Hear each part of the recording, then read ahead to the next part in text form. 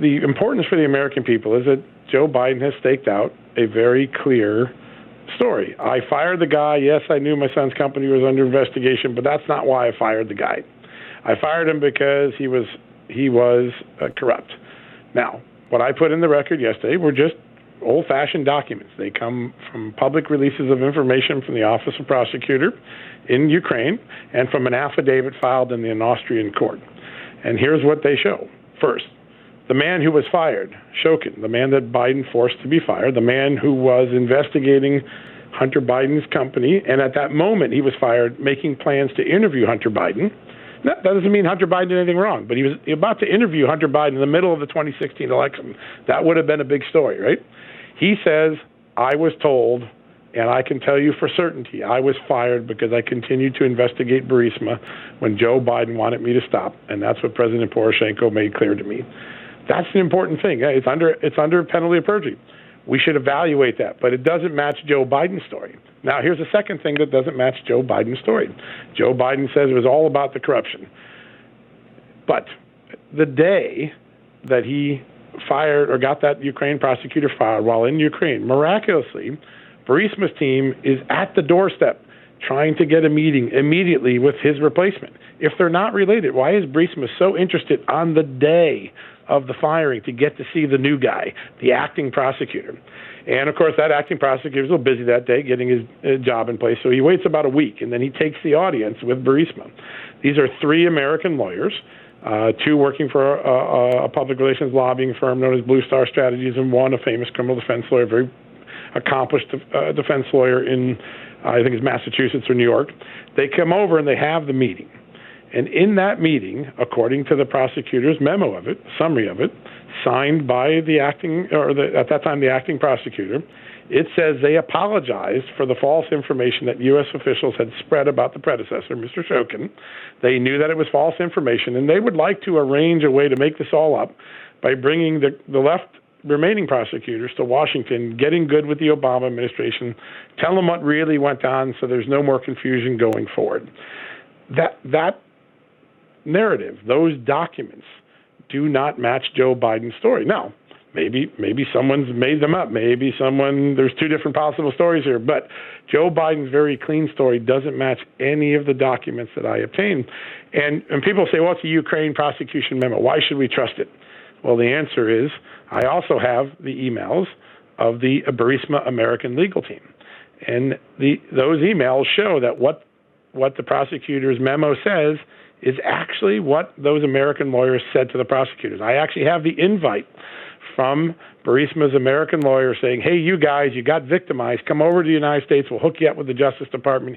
You can clear the air about this false information. So these facts all add together, and they don't add up to Joe Biden's story. And that's why I wrote what I wrote last night. All right. So, John, I believe that there is, with an exception of this new information now, that there hasn't been anything that Joe Biden or Hunter Biden was doing that was illegal. It was just grotesque. Do you agree with that or not?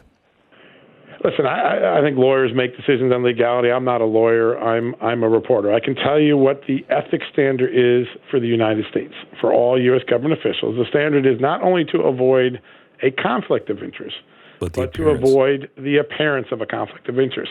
I think most average people would say if Joe Biden knew, which he acknowledges he did, that prosecutor was investigating his son, he should have left it to somebody else to fire that prosecutor. Why did he go out of his way to do it?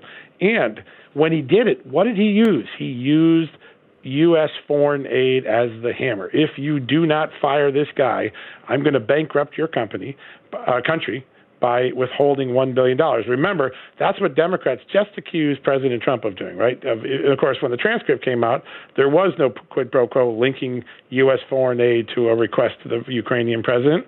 But in Joe Biden's case, it is irrefutable. He linked U.S. aid to the forcing of a firing of a prosecutor that he knew was investigating his son's company. So under that standard, a lot of people will say, well, that is an appearance. Why didn't he step aside? Why didn't he let somebody else do the job? Joe Biden hasn't answered those questions yet. Do I see any criminality? I'm not a lawyer. I think we need to see more things. My reason for writing the stories is not to accuse someone of breaking the law or committing a crime. It's to put into the public information the accurate portrayal of what our U.S. government was doing overseas in Ukraine. So tell me about what happened after the firing and after the New York Times pretty much verifies everything that you're saying. Right. And writes a story about Hunter Biden, and they say, but there is no wrongdoing. Right. It's just grotesque. No wrongdoing. Go ahead. Yeah, there's some interesting storylines that get put out there. I saw some of this on MSNBC the other day, and they're simply not true. One of the favorite storylines that Joe Biden's defenders like to throw out there is at the time Joe Biden effectuated the firing of this prosecutor, there really wasn't an open case. It had been closed in 2015. That's not true. There was a British case against Burisma's owner that was closed in Great Britain in 2015. But there were 2 open cases in Ukraine active at the very moment Joe Biden did. So that's a straw man. It's a false story. But it's getting into the narrative because the same reporters that wrote about Russia collusion are now writing about this Ukraine story. It is simply not true. Shokin's affidavit makes clear he was preparing to interview Hunter Biden. He told that to the Washington Post. He told that to ABC News. He told that to me. So that's a false storyline. When people are perpetrating that, you have to ask yourself, why are they giving the American people a false story? Why don't they just admit, yes, there was an investigation? Now, one of the most damning pieces of evidence to that narrative is that Burisma's own American lawyer, John Beretta, gave an interview when the case was all done, and he laid out the timetable, and he confirmed that one of the criminal cases, the investigations in Burisma, was closed down 9 months after Joe Biden had effectuated the fight, 9 months after, and that the second case was settled with a fine a few days before Barack Obama left office and turned the keys to the White House over to Donald Trump. So Burisma, his own lawyer, debunks the very storyline that a lot of these media champions of Joe Biden are now putting into the American public. They're feeding the American public a false story. And that's what complicates the ability of Americans to make a good judgment on this. There is bad reporting on this. Tell me about the New York Times story that comes out, and Hunter Biden and Devon Archer have a meeting at our State Department. Yes. So all we know is there's a text message that Devon Archer sent to one of his business colleagues on December 10th. It's 2 days after the New York Times raised the question saying Joe Biden's anti-corruption fight in Ukraine is really being hampered by the appearance of his son because his son worked for this owner and this company are currently under investigation. That is December of 2015. Now, the next day, at that very moment that story came out, Joe Biden was in Ukraine meeting with President Poroshenko.